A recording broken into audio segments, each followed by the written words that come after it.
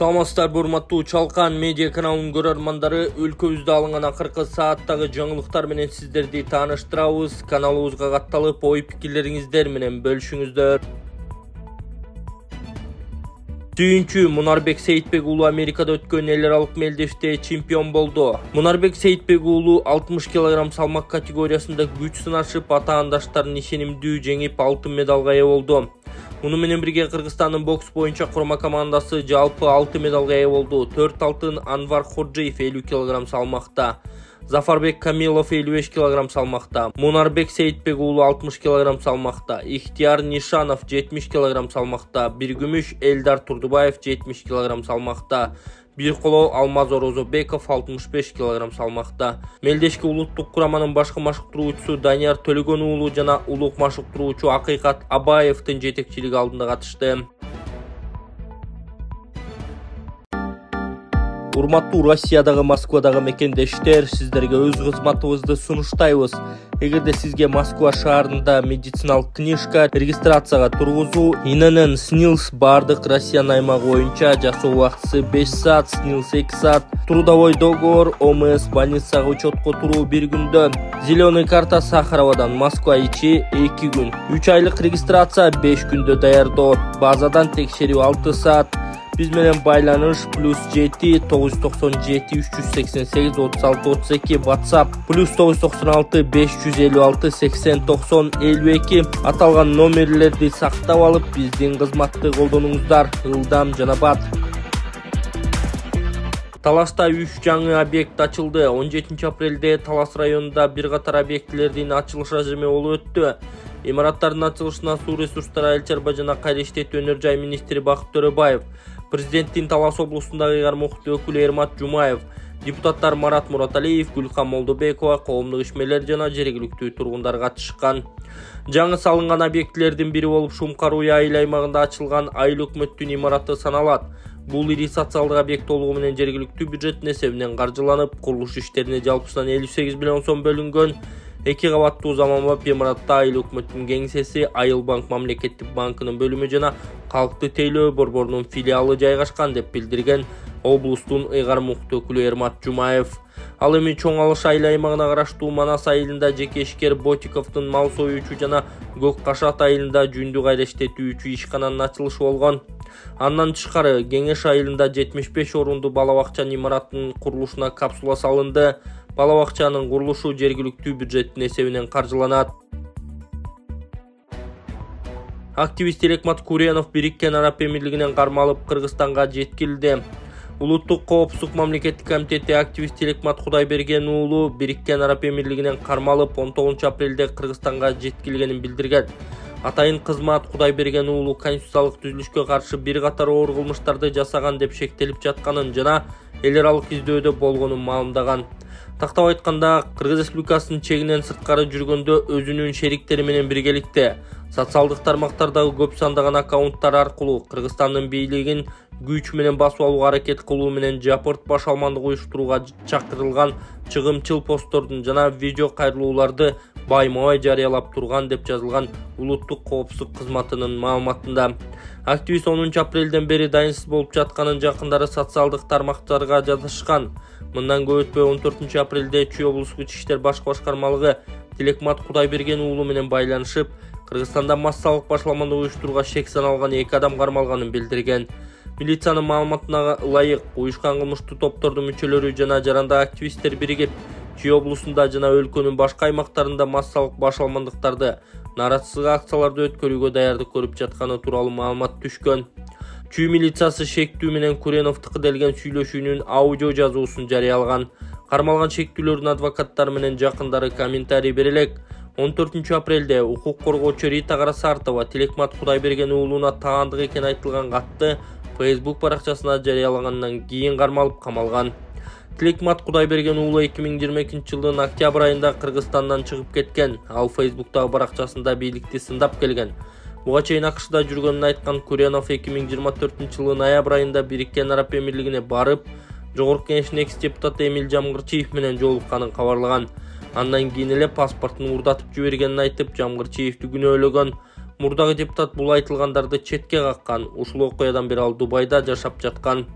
Тилекмат Кудайберген уулун Бишкектин Свердлов райондук соту 2021-жылы кылмыш жаза кодексинин бийликти күч менен басып алууга ачык чакырыктар, шайлоочулардын добуштарын сатып алуу беренелери менен күнөөлүү деп таап 1,5 жылга абакка кескен.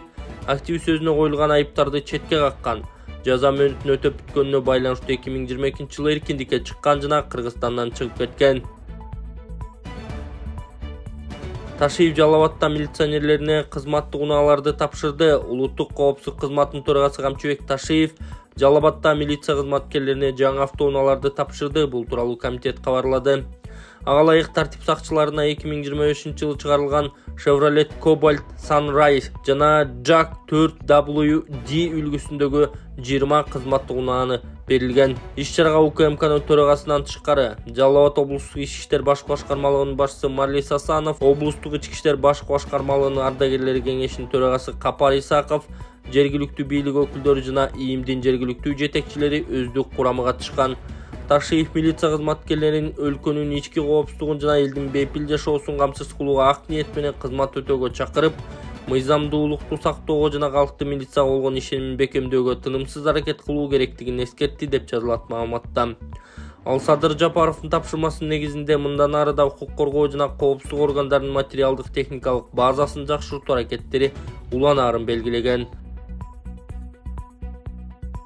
Ошто окуучулар дене тарбия мугалимин сабап кетишкен. Ош шаарында окуучулар дене тарбия мугалимин сабап салган маалыматты шаардык ички иштер башкы башкармалыгынан тастыкташты. Ага ылайык окуя 14 апрелде Максим Горький атындагы номер 8 мектептин короосунда болгон. Жабырлануучу дене тарбия сабагынан берген 19 жаштагы мугалим ал жарааттарынан улам ооруканага түшүп милицияга арыз жазган деп айтылат маалыматта. Окуяга жогорку класстын 2 окуучусу шектелип жатканы айтылды. Assalamu alaikum Kırgız elim. Аты жөнүм Алимов Дастанбек, 1999-жылы төрөлгөнмүн. Түкөстене ломкост оорусу менен төрөлгөнмүн. Анан азыркы учурда сколиоз менде 4-степенге келип калды.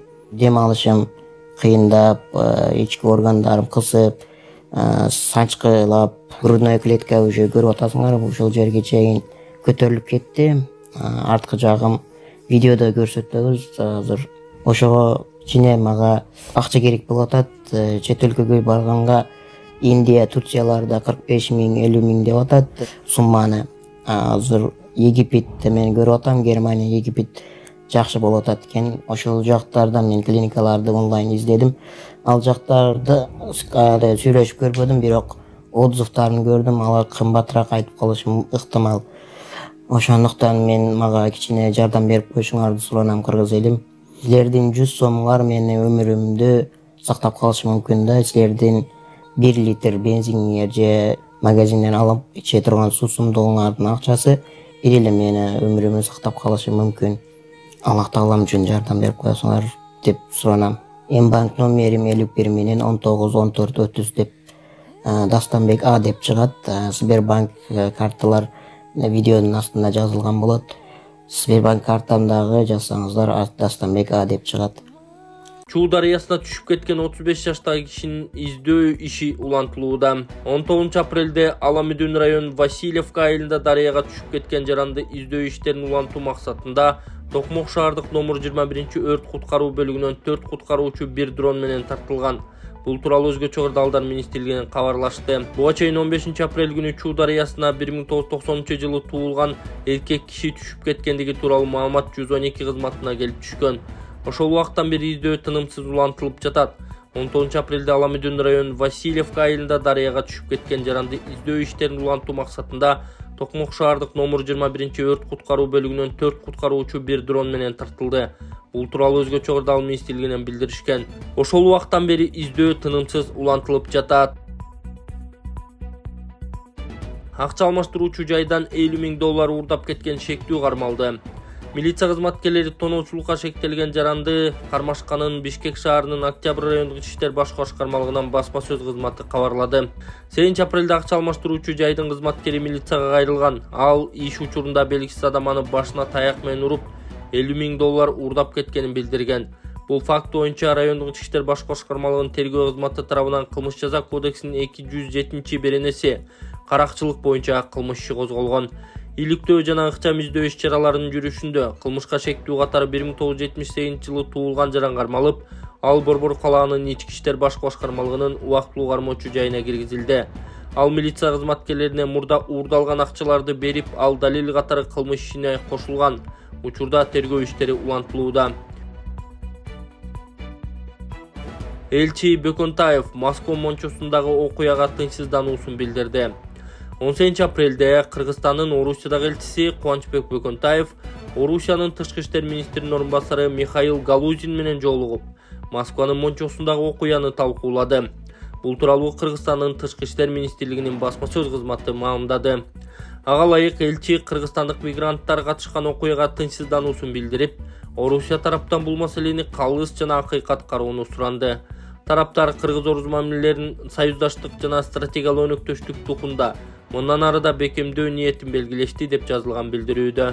17 апрелде Орусиянын тышкы иштер министрлиги Москвада мончодо 10 апрелде өткөрүлгөн рейд боюнча билдирүү таратканын ТАСС маалымат агенттиги жазган.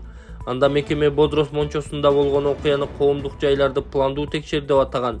Билдирүүдө рейд учурунда дээрлик 60 кыргызстандык жаран кармалганы кабарлаган.